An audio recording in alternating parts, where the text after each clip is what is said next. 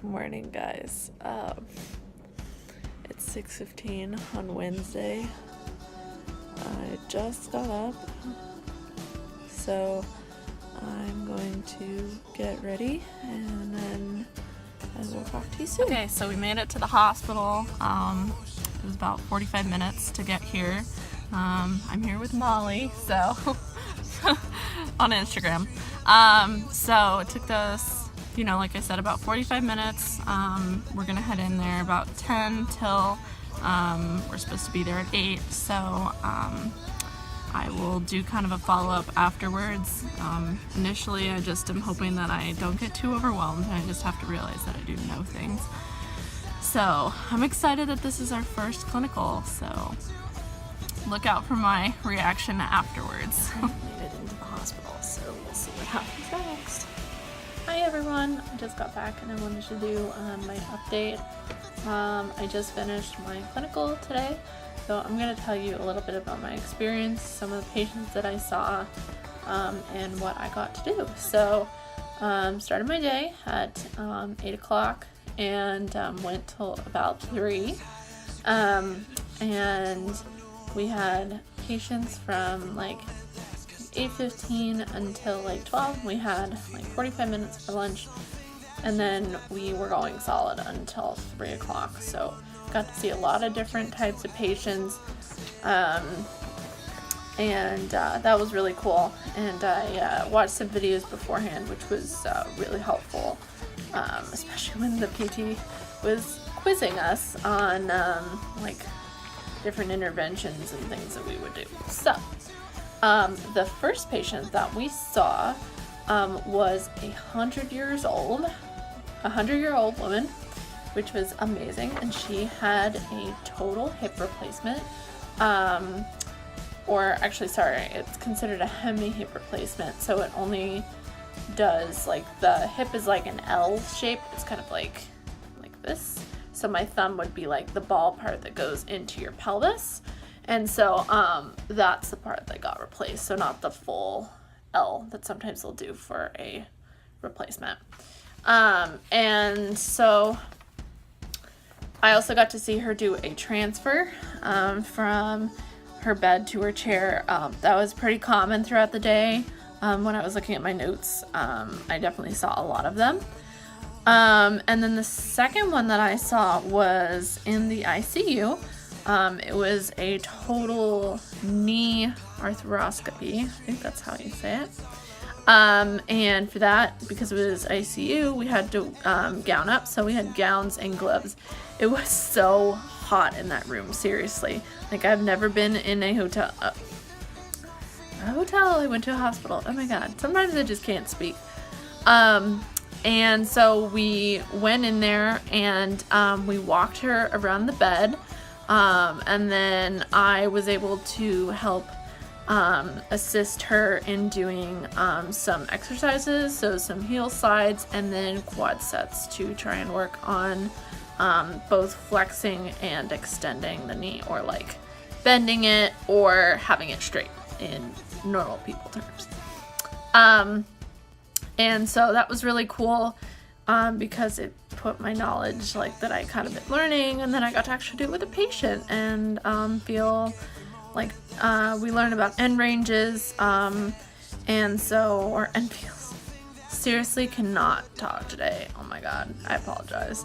End feels. We got to feel an abnormal one because she had just had surgery, so she had swelling, so she was not in the full range, which makes sense because she just had surgery like 2 days ago.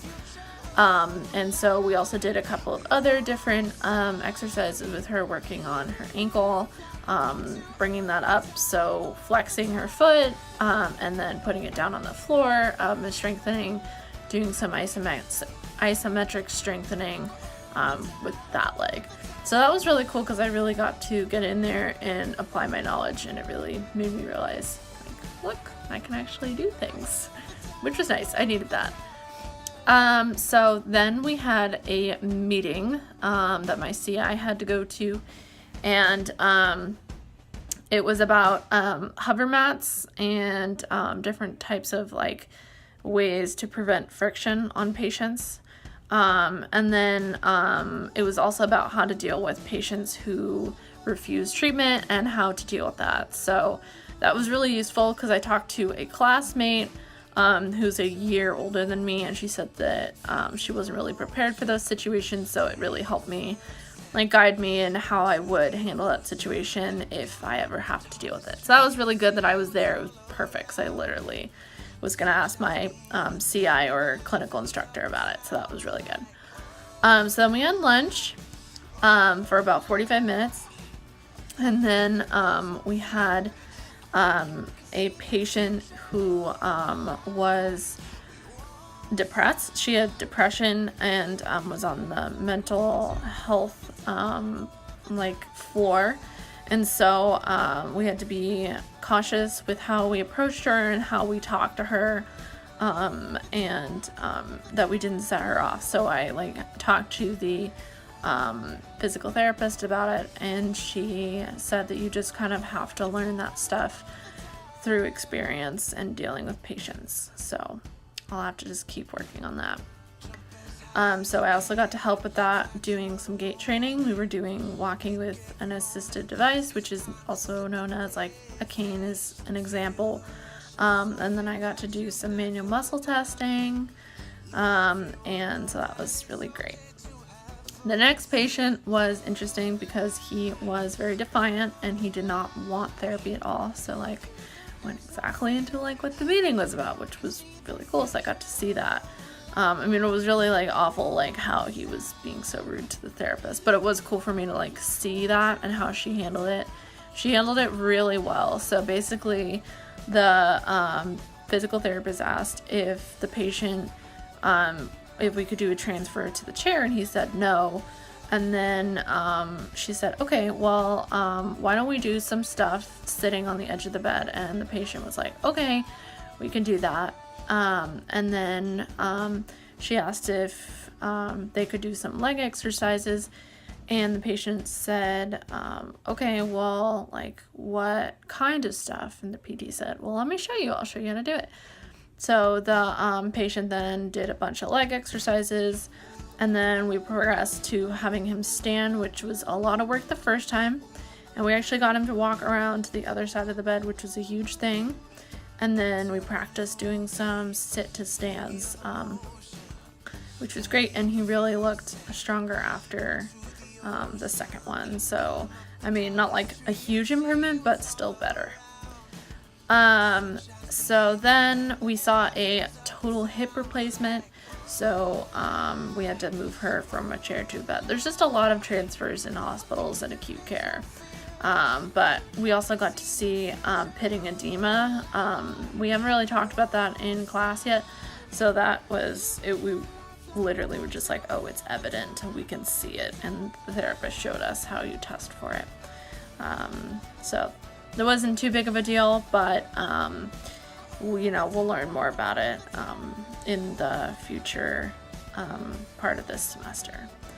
The last one that we did was really sad, but she was unresponsive, and so we had to do passive range of motion on her arms and her hips and her knees and her ankles, and I got to do all that, which was really great that I got the opportunity to do that. And the physical therapist explained to us that she had to keep the patient in a certain position because she was rotated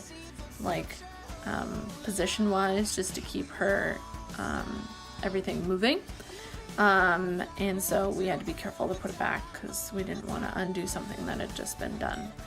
So yep, those were all the patients that I saw. There were a couple other ones, but these other ones were the main ones that I kind of remembered when I was jotting down my notes at the end. So the physical therapist was amazing. She went to the same school that I'm going to right now, so that's really, good for me to see that it does prepare us and that can be successful, of course. I never really doubted it, but it just still is cool to see that.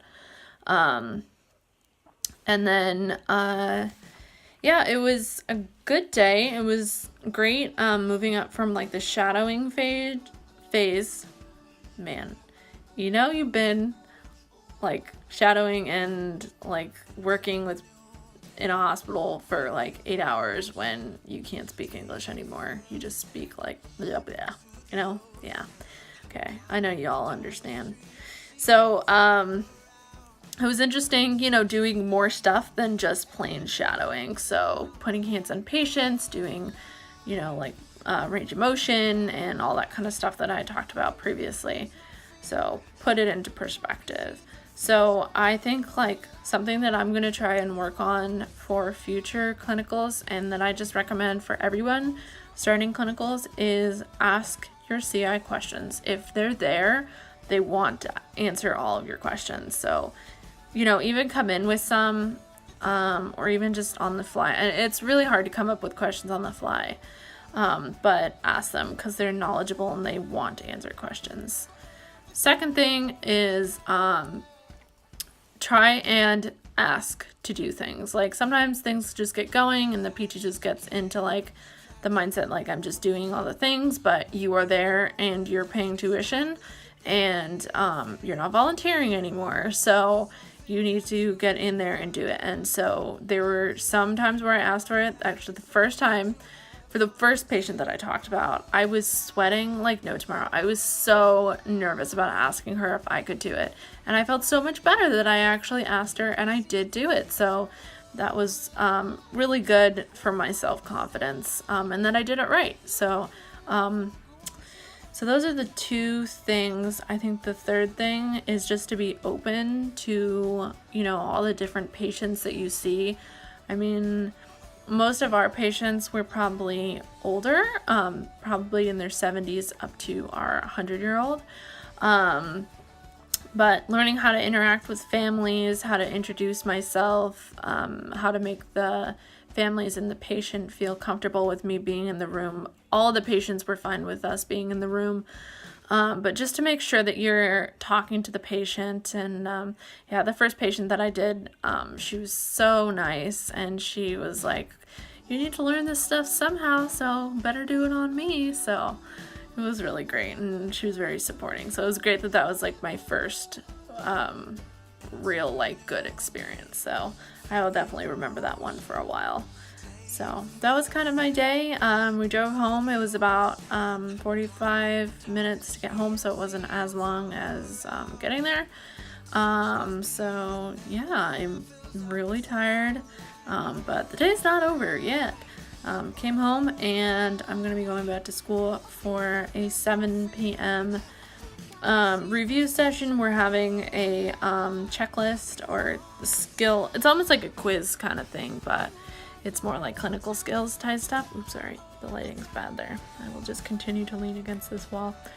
And work with our simulation man. So, which our checklist is on. So it's just like doing vitals and stuff, but I just want to feel as comfortable as I can with it. Blood pressure is definitely my weakness. So I really just need to like get that down. So anyways, I hope you enjoyed this video. I'll probably do another one at some point. So just keep an eye out for it. Again, thanks for watching.